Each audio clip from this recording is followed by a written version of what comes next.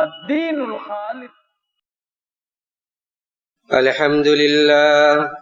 الحمد لله نحمده ونستعينه ونستغفره ونؤمن به ونتوكل عليه ونعوذ بالله من شرور أنفسنا ومن سيئات أعمالنا من يهده الله فلا مضل له ومن يضلل فلا هادي له وأشهد أن لا إله إلا الله وحده لا شريك له وأشهد أن محمدا عبده ورسوله أرسله بالحق بشيرا ونذيرا بين يدي الساعة من يطع الله ورسوله فقد رشد ومن يعصهما فإنه لا يضل إلا نفسه ولا يضل الله شيئا.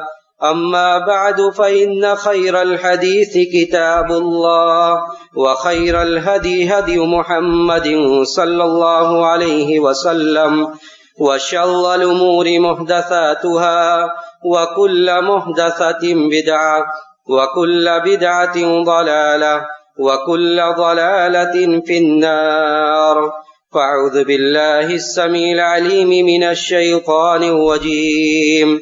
وَلَقَدْ خَلَقْنَا الْإِنسَانَ وَنَعْلَمُ مَا تُوَسْوِسُ بِهِ نَفْسُهُ وَنَحْنُ أَقْرَبُ إِلَيْهِ مِنْ حَبْلِ الْوَرِيدِ إِذْ يَتَلَقَّى الْمُتَلَقِّيَانِ عَنِ الْيَمِينِ وَعَنِ الشِّمَالِ قَعِيدٌ مَا يَلْفِظُ مِنْ قَوْلٍ إِلَّا لَدَيْهِ رَقِيبٌ عَتِيدٌ. وجاءت سكرة الموت بالحق ذلك ما كنت منه تحيد ونفخ في الصور ذلك يوم الوعيد وجاءت كل نفس معها سائق وشهيد لقد كنت في غفلة من هذا فكشفنا عنك غطاءك فبصرك اليوم حديد. وقال قرينه هذا ما لدي عتيد ألقيا في جهنم كل كفار عنيد مناع للخير معتد مريب الذي جعل مع الله إلها آخر فألقياه في العذاب الشديد. قال قرينه ربنا ما أطغيته ولكن كان في ضلال بعيد. قال لا تختصموا لدي وقد قدمت إليكم بالوعيد ما يبدل القول لدي وما أنا بظلام للعبيد. وقال جل وعلا بسم الله الرحمن الرحيم إنا أنزلناه في ليلة القدر وما أدراك ما ليلة القدر ليلة القدر خير من 1000 شهر تنزل الملائكة والروح فيها بإذن ربهم من كل أمر. محترم بزرگوں، نوجوان ساتھیوں، عزیز ماؤں اور بہنوں، رب ذوالجلال کے بے پایا فضل و احسان سے ہم اور آپ صحت و عافیت کے ساتھ ماہ مبارک کے ایام گزار رہے ہیں، اور کس قدر برق رفتاری اور تیزی کے ساتھ ماہ رمضان کی یہ برکتیں ہم سے چھوٹ رہی ہے، اس کا بھی ہمیں اندازہ ہو رہا ہے. آج ماہ رمضان کے 2 عشرے اختتام کو ہیں اور تیسرا عشرہ شروع ہونے کو ہے. جب ماہ رمضان کے ایام پیچھے چھوٹ رہے ہیں اور اب الوداع کے قریب ہے، تو یہ اللہ رب العزت والجلال کی عجیب مشیت ہے کہ اللہ سبحانہ و تعالی ہر چیز میں زیادہ فضیلت اس کو دیتا ہے جو اختتام کے وقت ہوتی ہے. ماہ رمضان کا پورا مہینہ یوں تو بابرکت ہے، عظمتوں والا ہے، رحمتوں والا ہے، لیکن اس کے آخری ایام اور آخری 10 دن یہ زیادہ رحمت اور زیادہ برکت کا باعث ہے۔ نبی علیہ الصلوۃ والسلام آخری عشرے میں مزید عبادت، مزید محنت، مزید تگ و دو کیا کرتے تھے، جیسا کہ نبی علیہ الصلوۃ والسلام کے بارے میں عائشہ رضی اللہ تعالی عنہا کہتی ہیں کہ کان النبی صلی اللہ علیہ وسلم یجتہد فی العشر الاواخر ما لا یجتہد فی غیرہ، کہ اللہ کے رسول صلی اللہ علیہ وسلم آخری کے 10 دنوں میں جس طرح محنت کیا کرتے تھے اس طرح رمضان کے باقی دنوں میں نہیں کرتے تھے، یعنی رمضان کے آخری 10 دنوں میں آپ مزید محنت کیا کرتے تھے، اس لیے کہ یہ 10 دن زیادہ فضیلت کا دن ہے۔ ان 10 دنوں میں اللہ رب العزت والجلال نے کئی فضیلتیں رکھی ہیں اس کے اندر، اور اسی لیے نبی علیہ الصلوۃ والسلام ان 10 دنوں کے اندر اعتکاف کیا کرتے تھے۔ ان 10 دنوں کے اندر آپ اعتکاف کر فرمایا کرتے تھے، جس کے بارے میں عائشہ رضی اللہ تعالی عنہ کہتی ہیں کہ ان النبی صلی اللہ علیہ وسلم اعتکف، کہ اللہ کے رسول صلی اللہ علیہ وسلم نے اعتکاف فرمایا، ثم اعتکف ازواجہ من بعدہ، اور پھر اللہ کے رسول صلی اللہ علیہ وسلم کے بعد آپ کی ازواج مطہرات نے بھی اعتکاف کیا۔ یہ اللہ کے رسول صلی اللہ علیہ وسلم کی ایک ایسی فعلی سنت ہے جس پر آپ نے مداومت کی، بلکہ جس سال آپ کا انتقال ہوا اس سال آپ نے 20 دنوں تک اعتکاف کیا۔ اعتکاف کا مطلب کیا ہوتا ہے کہ آدمی سارے دنیا سے کٹ کر، مخلوق سے کٹ کر اپنے رب کی رضا اور اس کے خوشنودی کی تلاش میں مسجد کے ایک کونے میں اپنا گھر بنا لے، 10 دنوں تک اسی میں رہے۔ دیکھیے علامہ ابن القیم رحمہ اللہ نے اعتکاف کے تعلق سے بڑی عمدہ بات کہی کہ یہ اعتکاف رمضان میں مشروع کیوں قرار دیا گیا، کیوں نبی علیہ الصلوۃ والسلام نے اس کا اہتمام فرمایا۔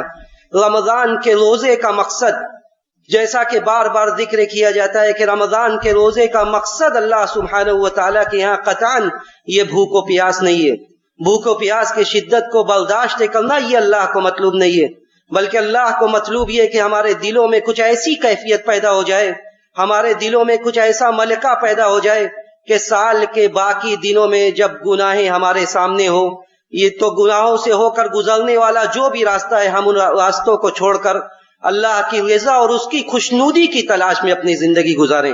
تو علامہ ابن القیم رحمہ اللہ نے کہا کہ دلوں کی اصلاح کے لیے، دلوں کی اصلاح جو کہ مقصد تھا رمضان کے روزے کا، تقویٰ کا مطلب کیا ہے؟ دلوں کی اصلاح، دلوں کے اندر اللہ کا خوف و خشیت، دلوں کے اندر وہ ملکہ جو انسان کو گناہوں سے باز رکھے۔ تو علامہ ابن القیم رحمہ اللہ نے فرمایا کہ جب رمضان میں بھوک و پیاس کو برداشت کرنے کا حکم دیا گیا، یہ بھوک و پیاس کو برداشت کرنے سے انسان کا دل میں تقویٰ پیدا ہوتا ہے، اور جب انسان زیادہ کھانے پینے کے پیچھے بھاگتا ہے تو یہ چیزیں اس کے دلوں میں سختی پیدا کرتی ہے۔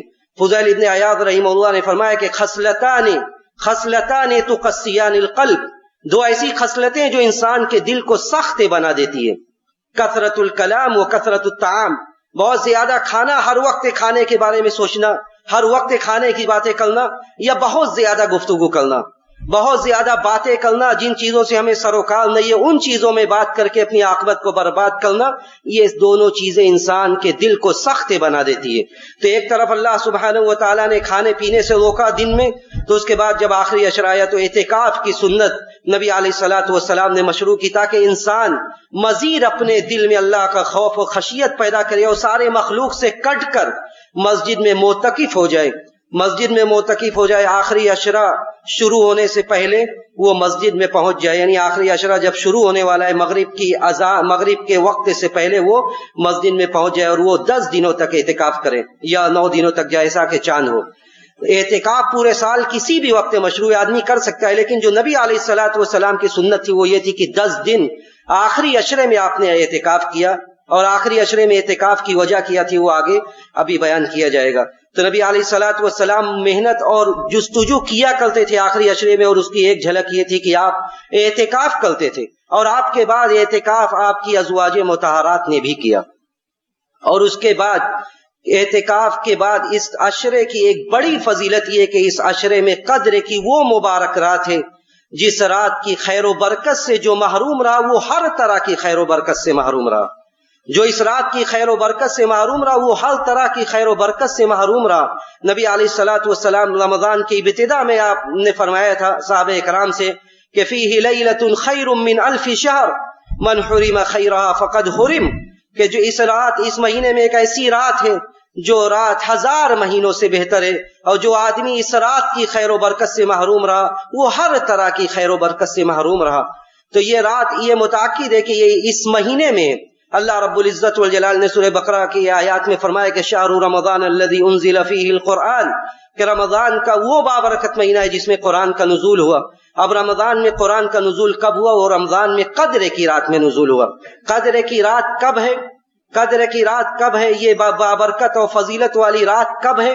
اس کے بارے میں علماء کے متعدد اقوال ہیں، حدیثیں مختلف طرح کی وارد ہوئی، اس کو لے کر متعدد اقوال ہے۔ ابن حجر رحمہ اللہ نے فتح الباری کے اندر 40 قول یا اس سے زائد اقوال ذکر کیا ہے، جس کا خلاصہ یہ ہے کہ قدر کی یہ رات، یہ عظمت والی یہ رات، یہ ہر سال بدلتی رہتی ہے، ہر سال یہ بدلتی رہتی ہے۔ اس لیے بندہ مومن کی شان یہ ہونی چاہیے کہ وہ آخری پورے عشرے کا اہتمام کرے، پورے عشرے کا اہتمام کرے۔ یہ نہ ہو کہ ہم 2 عشروں میں تو ہم چاق و چوبند تھے، اور جب آخری عشرہ جو بابرکت ہے، جو زیادہ بابرکت ہے، جیسا کہ میں نے ذکر کیا کہ ابن رجب نے کہا کہ اللہ سبحانہ وتعالی نے فضیلت بعض فاضل ایام و فاضل شہور میں فضیلت آخری میں رکھا ہے۔ جب ذی الحجہ کے ابتدائی 10 دن میں اللہ سبحانہ وتعالی نے فضیلت رکھی تو عرفہ کے دن کو سب سے زیادہ فضیلت دی، تو رمضان کے پورے مہینے کو بابرکت بنایا، تو جب آخری عشرہ آیا تو اس میں قدر کی رات کو رکھ کر زیادہ فضیلت قرار دیا۔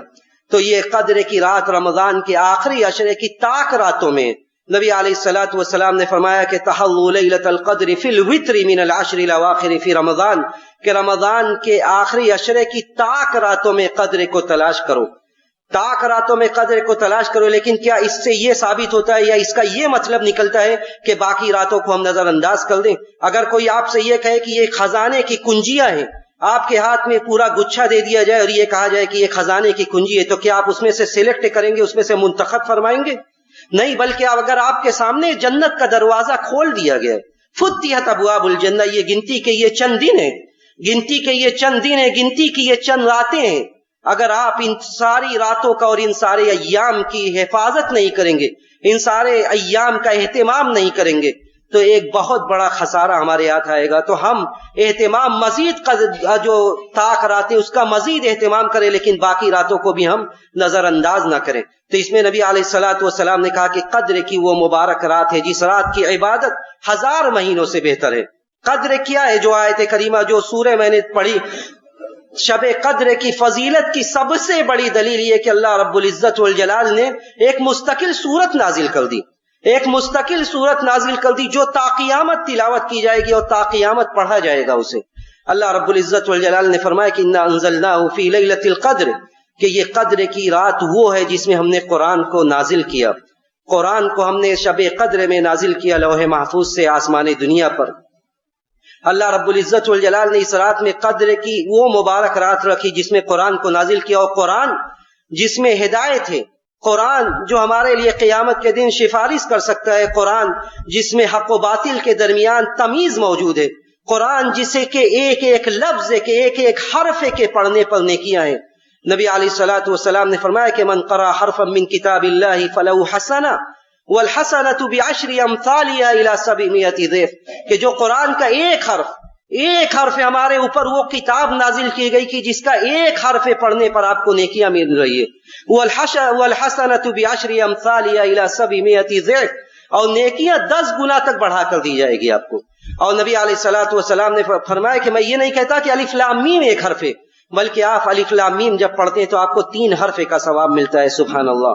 تو یہ نبی علیہ الصلوۃ والسلام نے کہا کہ یہ قرآن کے نزول کی یہ رات ہے، قرآن کے نزول کی یہ رات ہے، اور قرآن جس رات میں نازل ہو گئی وہ رات بابرکت ہے۔ جس مہینے میں نازل کو قرآن کو کر دیا گیا وہ مہینہ سید الشہور کہلایا۔ قرآن کی عظمت کا اندازہ کیجئے کہ قرآن جس مہینے میں نازل کیا گیا، رمضان کا یہ مبارک مہینہ، وہ مہینہ سید الشہور ہے، تمام مہینوں کا سردار ہے۔ جس رات میں قرآن کو نازل کر دیا گیا وہ رات عظمت والی، وہ رات فضیلت والی، اور وہ رات برکت والی قرار پائی۔ تو آپ ذرا اندازہ کیجئے کہ اگر اسی قرآن پر اسی قرآنی تعلیمات پر ہم اپنی زندگی گزاریں، اسی قرآنی تعلیمات کو ہم اپنے دلوں میں بسا لیں، تو ہمارا اللہ سبحانہ و تعالیٰ کے یہاں کیا مقام ہوگا۔ نبی علیہ الصلوۃ والسلام نے فرمایا تھا کہ الماہر بالقرآن، قرآن کا یہ علم بزرگوں اور دوستوں معمولی علم نہیں ہے۔ قرآن کا یہ علم، قرآن کی یہ آیات کو سمجھنا، اس کے پیچھے اپنی زندگی صرف کر دینا، یہ معمولی علم نہیں ہے۔ نبی علیہ الصلوۃ والسلام نے فرمایا کہ الماہر بالقرآن مع السفرۃ الکرام البررہ، کہ قرآن کا ماہر، جو آدمی قرآن کو پڑھتا ہے سمجھتا ہے، اس کے پیچھے اس نے اپنی زندگی صرف کی ہے۔ مع السفرۃ الکرام البررہ، وہ بزرگ اور برتر فرشتوں کے ساتھ ہوگا قیامت میں۔ والذی یقرأ القرآن ویتتعتع فیہ وہو علیہ شاق فلہ اجران، اور اسے بھی مایوس ہونے کی ضرورت نہیں ہے جو آج قرآن کو اٹک اٹک کر پڑھ رہا ہے، پڑھ نہیں پا رہا ہے۔ یہ کتاب ایسی ہے کہ آپ اس سے دل لگائیے، آپ اس کے قریب جائیے، آپ کی برکت، آپ کی فضیلت بڑھ جائے گی اللہ رب العزت والجلال کے یہاں۔ اللہ رب العزت والجلال کے یہاں آپ کی فضیلت اور برکت بڑھ جائے گی۔ تو اللہ سبحانہ و تعالیٰ نے فرمایا کہ انا انزلناہ فی لیلۃ القدر، قرآن کو ہم نے قدر والی رات میں نازل کیا۔ یہ قدر کا مطلب کیا ہوتا ہے؟ عظمت، بزرگی، یا یہ بھی کہا گیا کہ اس کا مطلب یہ ہے کہ تنگ۔ اس رات فرشتے اس قدر کثرت سے زمین میں نازل ہوتے ہیں کہ زمین تنگ پڑ جاتی ہے۔ اللہ رب العزت والجلال نے کہا کہ انا انزلناہ فی لیلۃ القدر وما ادراک ما لیلۃ القدر، آپ کو اندازہ نہیں ہے کہ یہ قدر کی رات کیا ہے، آپ کو اندازہ نہیں ہے کہ یہ قدر کی رات ہے کیا۔ یہ قدر کی رات انا انزلناہ فی لیلۃ القدر، قرآن کا نزول ہوا، وما ادراک ما لیلۃ القدر لیلۃ القدر خیر من الف شہر، یہ قدر کی رات یہ 1000 مہینوں سے بہتر ہے۔ 1000 مہینے آپ عبادت کریں گے، آپ کو موقع ہے، آپ کو موقع دیا جا رہا ہے کہ آپ ایک رات اٹھیے، 5 راتوں میں آپ محنت کیجئے اور اس ایک رات کو حاصل کیجئے، جس ایک رات کا ثواب 1000 مہینوں سے بہتر ہے۔ جب امت محمدیہ کی عمر کم رکھی گئی تو انہیں ایسے موسم عطا کیے گئے کہ ان موسم میں وہ اپنے دامن کو نیکیوں سے بھر سکے۔ اندازہ کیجئے کہ آج عمریں کتنی ہیں، 60 سالہ 70 سالہ زندگی، اکثر و بیشتر کی عمر 83 سال 4 مہینے تک نہیں پہنچتی، جتنی اس عبادت کا ثواب اس ایک رات کا ہے۔ اور یہ ہمارے اوپر حجت قائم ہو گئی۔ اگر رمضان کا یہ موقع ملا، رمضان کا یہ موسم ملا، اس کے بعد ہم قدر کی برات کی فضیلت سے محروم ہو گئے، تو یہ ہمارے اوپر حجت ہے۔ اور قیامت کے دن امام بخاری رحمہ اللہ نے باب قائم کیا کہ اللہ رب العزت والجلال نے اس آدمی کا عذر تمام کر دیا۔ معاذر اللہ عمران، اللہ تعالیٰ نے اس آدمی کا عذر تمام کر دیا جس کو 60 سالہ عمر دے دی، جس کو 60 سالہ عمر دے دی، اس کا عذر تمام ہو گیا ہے۔ اور قیامت کے دن اللہ سبحانہ و تعالیٰ پوچھے گا وَلَمْ نُعَمِّرْكُمْ مَا يَتَذَكَّرُ فِيهِ مَنْ تَذَكَّرَ وَجَاءَكُمُ النَّذِيرُ، کیا ہم نے تمہیں اتنی عمر نہیں دی؟ اولم نعمرکم ما یتذکر فیہ من تذکر، کیا اتنی زندگی ہم نے تمہیں نہیں دی جتنی زندگی میں تم نصیحت حاصل کر سکتے؟ وجاءکم النذیر، تمہارے پاس ڈرانے والا بھی آیا، ڈرانے والے کی پوری کتاب موجود ہے۔ قرآن یہ ہدایت ہے، قرآن یہ رہنمائی ہے، قرآن یہ دستور حیات ہے۔ قرآن کو دل سے لگانے کی اور اسے دل میں بسانے کی اور اس پر عمل کرنے کی ضرورت ہے۔ تو اللہ نے فرمایا کہ یہ رات 1000 مہینوں کی عبادت سے بہتر ہے۔ جو اس رات کی خیر و برکت سے محروم رہا وہ ہر طرح کی خیر و برکت سے محروم رہا۔ تنزل الملائکۃ والروح فیہا باذن ربہم من کل امر، یہ رات یہ فیصلوں کی رات ہے، یہ رات یہ فیصلوں کی رات ہے۔ فیہا یفرق کل امر حکیم، اس رات میں بڑے بڑے فیصلے اللہ کی جانب سے کیے جاتے ہیں کہ آئندہ سال کس کی سانسوں میں اتنی برکت دی جائے گی کہ اسے اگلا رمضان ملے، آئندہ سال کس کے رزق میں کیا ہوگا، کیسے ہوگا، اس کے زندگی میں کیا اتھل پھوتل ہوگی، سارا کچھ لکھا جائے گا۔ اور اس رات فرشتوں کا نزول ہوتا ہے۔ فرشتوں کے نزول سے آپ کیا سمجھتے، کیوں فرشتوں کا نزول ہوتا ہے؟ جب یہ کہا جاتا ہے کہ فلاں گھر میں فرشتے نہیں آتے تو مطلب یہ ہوتا ہے کہ اس گھر سے اللہ نے رحمت و برکت اٹھا لی ہے۔ کہا جاتا ہے جس گھر میں نبی علیہ الصلوۃ والسلام نے فرمایا کہ لا تدخل الملائکۃ بیتا فیہ کلب ولا صورہ، کہ اس گھر میں فرشتہ نہیں آتا جس میں کتا اور تصویر ہو۔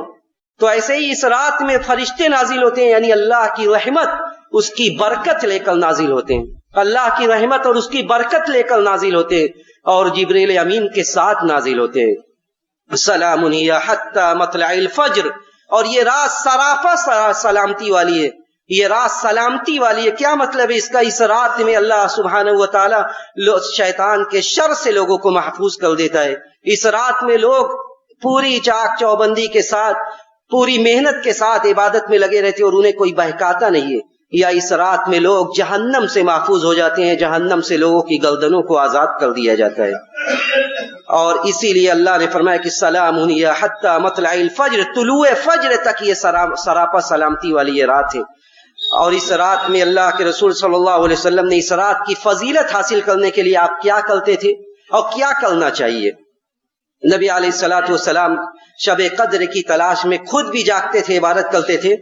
جب آخری عشرہ آتا تھا، حضرت عائشہ رضی اللہ تعالیٰ عنہ کہتی ہیں کہ اذا دخل العشر احیا اللیل وایقظ اہلہ وشد مئذرا، کہ جب آخری عشرہ آتا تھا تو آپ شب بیداری کرتے تھے، آپ شب بیداری کرتے تھے، رات کے اکثر حصے میں آپ جاگا کرتے تھے، اپنے اہل و عیال کو بھی جگاتے تھے، اپنے اہل و عیال کو بھی بیدار کرتے تھے، اور اپنی تہبن اور اپنے ازار کو کس لیتے تھے۔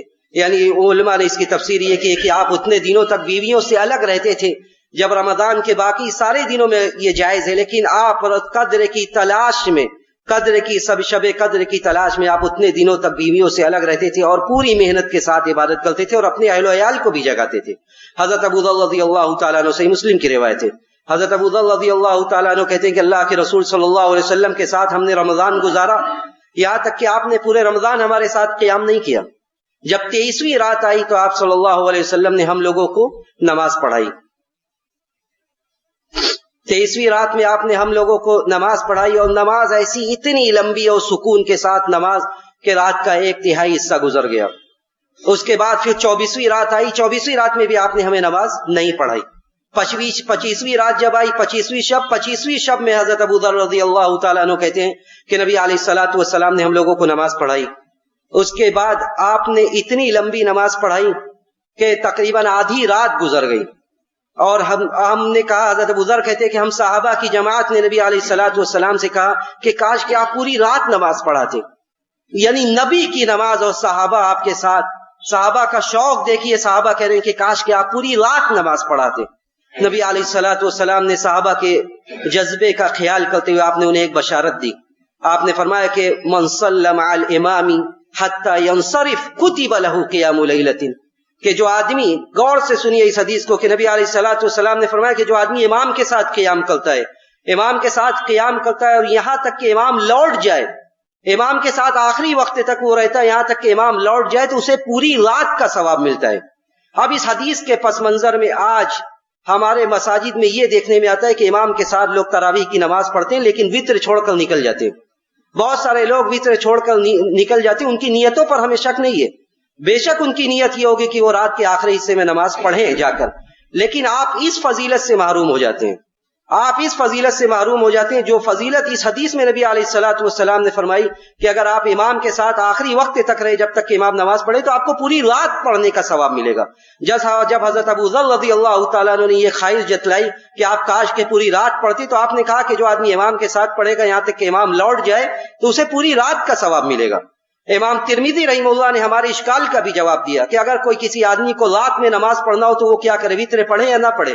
بے شک آپ وتر پڑھ سکتے ہیں، امام ترمذی نے دونوں قول ذکر کیا۔ بعض لوگوں نے یہ کہا کہ آدمی امام کے ساتھ وتر پڑھ لے اور دوبارہ اسے رات میں پڑھنے کا موقع مل جائے، یا وہ پڑھنا چاہے تو وہ اپنے وتر کو جفتے بنا لے، یعنی پہلے ایک رکعت پڑھ کے اپنے وتر کو توڑ دے، لیکن یہ قول مرجوح ہے۔ صحیح قول یہ کہ آپ وتر پڑھ لیں، کوئی مسئلہ نہیں ہے، کوئی حرج نہیں ہے، اور اس کے بعد آپ دوبارہ جتنی چاہے نماز پڑھ سکتے، اس میں کوئی مسئلہ نہیں ہے۔ نبی علیہ الصلوۃ والسلام سے کئی روایات میں یہ ثابت ہے کہ آپ نے وتر کے بعد بھی نماز پڑھی ہے، تو آپ بھی اگر چاہیں تو پڑھ سکتے، اس میں کوئی مضائقہ نہیں ہے، لیکن اگر آپ امام کے ساتھ پوری نماز پڑھ کر مسجد سے نکلیں گے تو آپ کو پوری رات نماز کا ثواب ملے گا۔ تو حضرت ابو ذر رضی اللہ تعالیٰ عنہ کہتے ہیں کہ اس کے بعد جب 27ویں شب آئی تو 27ویں شب نے آپ میں ہمیں نماز پڑھائی اور اتنا زیادہ اہتمام کیا کہ اپنے بیوی کو، ازواج مطہرات کو اور دوسرے لوگوں کو بھی بلایا نماز پڑھنے کے لیے۔ تو یہ نبی علیہ الصلوۃ والسلام کی سنت تھی اور آپ کی محنت تھی شب قدر کی تلاش میں۔ اب شب قدر ملے تو قیام اللیل کرے آدمی، ذکر و اذکار کرے، اور ایک دعا جو نبی علیہ الصلوۃ والسلام نے ہمیں سکھلائی، اما عائشہ رضی اللہ تعالیٰ عنہ کہتی ہیں، ذرا اس دعا کے الفاظ پر بھی غور کر لیجئے کہ نبی علیہ الصلوۃ والسلام نے اما عائشہ رضی اللہ تعالیٰ عنہ کو کیا سکھلایا تھا۔ حضرت عائشہ کہتی ہیں کہ اگر ہمیں لیلۃ القدر مل جائے، شب قدر مل جائے، تو ہم اللہ سے کیا مانگے، کیا کہیں ہم؟ تو نبی علیہ الصلوۃ والسلام نے کہا کہ قولی اللہم انک عفو تحب العفو فاعف عنی، اللہم انک عفو تحب العفو فاعف عنی، کہ اللہ تو بہت زیادہ معاف کرنے والا ہے، تو بہت زیادہ معاف کرنے والا ہے، تحب العفو، تو معافی کو پسند کرتا ہے، فاعف عنی، تو تو ہمیں بھی معاف کر دے، تو مجھے بھی معاف کر دے۔ یہ نبی علیہ الصلوۃ والسلام نے حضرت عائشہ رضی اللہ تعالی عنہ کو یہ دعا سکھلائی تھی۔ تو جب آدمی شب قدر میں داخل ہو، آخری عشرے میں داخل ہو رہا ہے، تو اپنے دلوں کو پاک و صاف رکھے۔ اللہ سے جب وہ معافی کی امید رکھتا ہے، اللہ کے سامنے وہ معافی کے لیے ہاتھ اٹھا رہا ہے، تو اس کے دل میں دوسروں کے لیے جو حقوق ہے یا دوسروں کے لیے جو برائیاں ہیں، اس سے بھی وہ لوگوں کو آزاد کر دے، اس سے بھی وہ لوگوں کو معاف کر دے، اور صاف دل کے ساتھ اللہ کے سامنے ہاتھ اٹھائے، صاف دل کے ساتھ اللہ کے سامنے ہاتھ اٹھائے، صاف دل سے اللہ سے کہے کہ بار الہ تو ہمیں معاف کر دے، تو معافی کو پسند کرتا ہے۔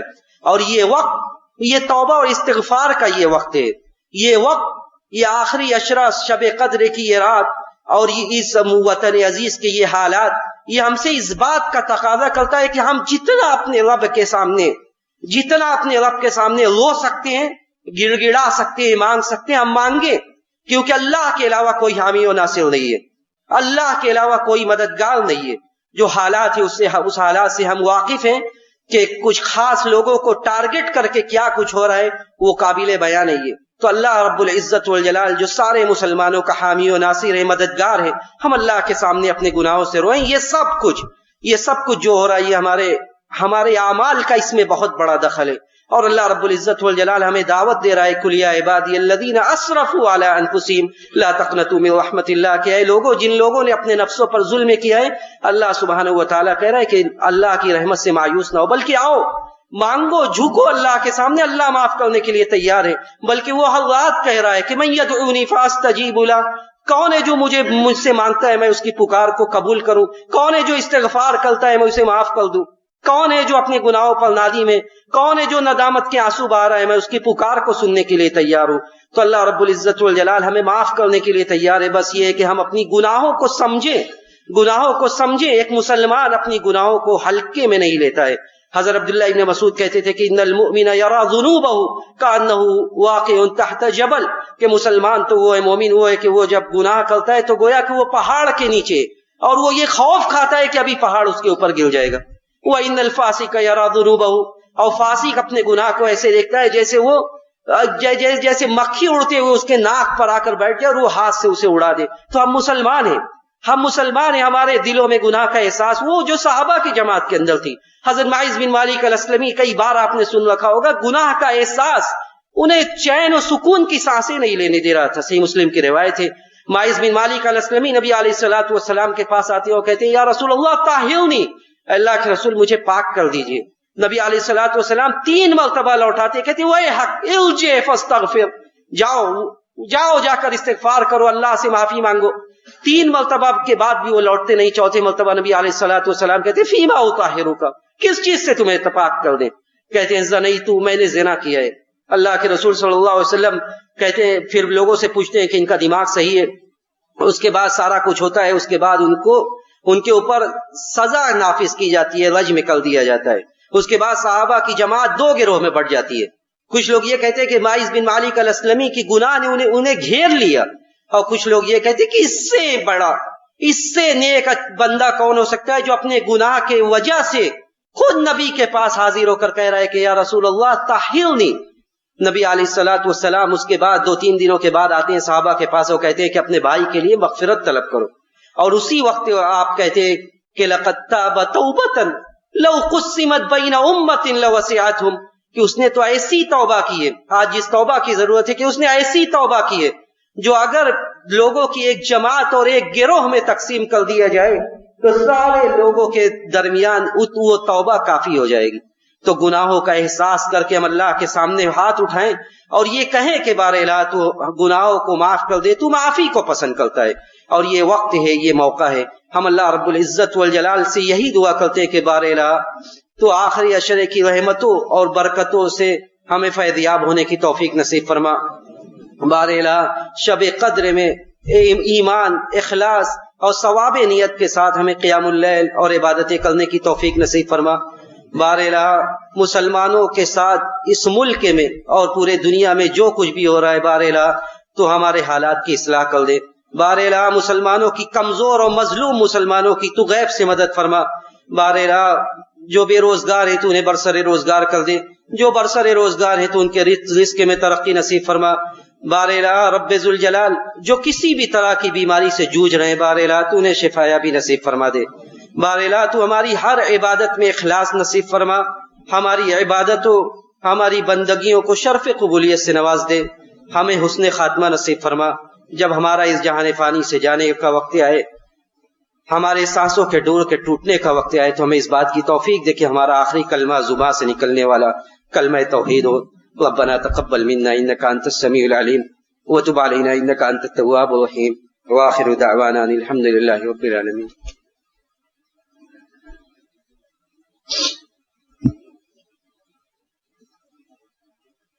अल्हम्दुलिल्लाहि अला इहसानी व शुक्र लहु अला तौफीक़िही व इम्तिनानी व अशहदु अल्ला इलाहा इल्लल्लाह तअज़ीमन लिशअनी व अशहदु अन्ना मुहम्मदन अब्दुल्लाहि व रसूलुहु अद्दाई इला रिज़वानी। इन्नल्लाह व मलाइकतहु युसल्लूना अलन नबी या अय्युहल्लज़ीना आमनू सल्लू अलैहि व सल्लिमू तस्लीमा। अल्लाहुम्मा सल्लि अला मुहम्मदिन व अला आलि मुहम्मद कमा सल्लैता अला इब्राहीम व अला आलि इब्राहीम इन्नका हमीदुम मजीद। अल्लाहुम्मा बारिक अला मुहम्मदिन व अला आलि मुहम्मद कमा बारकता अला इब्राहीम व अला आलि इब्राहीम इन्नका हमीदुम मजीद। अल्लाहुम्मा अइज़्ज़िल इस्लाम वल मुस्लिमीन, अल्लाहुम्मा अइज़्ज़िल इस्लाम वल मुस्लिमीन व अज़िल्ल शिर्क वल मुशरिकीन व अज़िल्ल शिर्क वल मुशरिकीन व दम्मिर अदाअद्दीन व हमी हौज़तल इस्लाम या रब्बल आलमीन। अल्लाहुम्मा अंसुर उम्मत मुहम्मद, अल्लाहुम्मा अंसुर उम्मत मुहम्मद, अल्लाहुम्मा अर्हम उम्मत मुहम्मदिन रहमतन आम्मा। अल्लाहुम्मा अक़्ज़िल अत्तग़ात वल मलाहिदत वल मुफ़्सिदीन الذين يصدون عن سبيلك ويكذبون رسلك ويقاتلون أولياءك. اللهم شتت شملهم ومزق جمعهم وفرق بنيانهم وزلزل أقدامهم وخالف بين كلمتهم. اللهم خالف بين كلمتهم وأنزل بهم بأسك الذي لا ترده عن القوم المجرمين. اللهم عليك بهم، اللهم عليك بهم فإنهم لا يعجزونك، اللهم عليك بهم فإنهم لا يعجزونك.